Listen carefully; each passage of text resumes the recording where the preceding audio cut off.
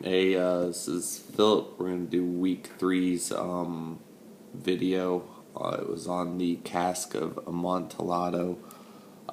Two questions posed were why would Montresor do this to Fortunato, and did Montresor feel bad for doing so? Alright, the first question, why would Montresor do this to Fortunato?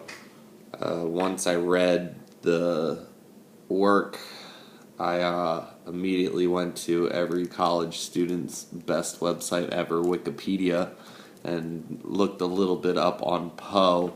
And it seems like he wrote this, or at least I believe he wrote this, as a response. He had a rival writer whose name was Thomas Dunn English, and Poe actually sued him for libel, which he made claim that he stole a little bit of his stuff off of the work English did called Doom of the Drinker. So they were both around the same area, and they butted heads really bad. Apparently, Thomas Dunn accused Poe of being a drunk, an abusive lover.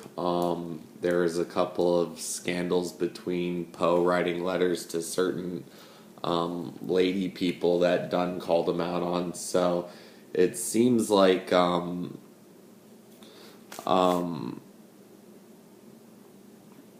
the whole story is kind of a fantasy for Poe. I don't know, probably being a little irked at this guy, but he could maybe get a little bit of his angst out. So he just, personally, I think he just wrote a story in where he killed his rival. The things to kind of back that up is they were both kind of socially up there at the time, and the first thing in the story is Montresor states something about 1,000 injuries. The 1,000 injuries of Fortunato I had borne best could let, but when he ventured on insult, I vowed revenge. Also alludes to maybe Poe's, he was very volatile in his life. It says, "You are as happy as I once was," when they were talking down at the catacombs. The coat of arms says, "No one wounds me with impunity." So I think the whole story is literally him just killing off his rival. I mean, I really don't think it goes any farther than that. Everything else is vague. There's no reason for it. That's just my thought. The second question was, did Montresor feel bad for doing so? And again, since it's just a story, Poe actually didn't kill Thomas Dunn in real life. He killed him off in a story. So I really don't think he felt bad at all. There's a couple things in there, like when he was laying the bricks burying Fortunato. Fortunato was moaning, and the noise lasted for several minutes, and my heart hearkened to it. So he enjoyed him suffering. He re-echoed the screams, surpassed them, and he was mocking back when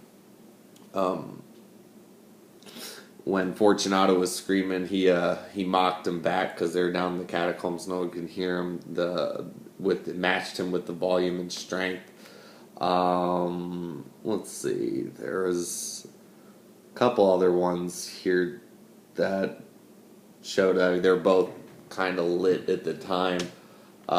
So I guess he doesn't feel bad for killing him. They do have that one line where they're talking about it, kind of an interesting one, where he said, where are we? Where he was saying that he felt kind of sick to his stomach, but he passed that off as being in the damp catacombs. That was the only real thing where it showed maybe a twinge of guilt, but he wrote it off as just being in the damp catacombs. So Pope obviously didn't do anything in real life, but it was a story. It kind of follows Poe's really, really messed up type of writing. So, yeah, I guess it's, in my opinion, just a story of him killing off his real life rival in a story. And I really don't think it goes that much farther than that, but that's just my thoughts. So, y'all have a good one.